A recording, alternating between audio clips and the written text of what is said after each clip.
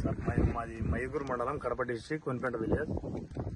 ముందు వచ్చేసి 20 రోజుల తర్వాత ఓల్సీ కంపెనీ ఈల్డ్ గోల్డ్ కొట్టడం జరిగింది.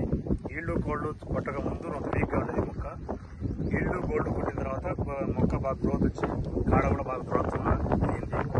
ఇప్పుడు రెండో సొంత వచ్చి గ్రాన్యువల్స్ 10-26 సొంత వాడుతున్నాం. ఈల్డ్ బాగుంది. పక్క రైతులు కూడా 10 మంది చెప్పిన వాళ్ళు కూడా మా పొలం దగ్గర చూడడం జరిగింది. చూసిన తర్వాత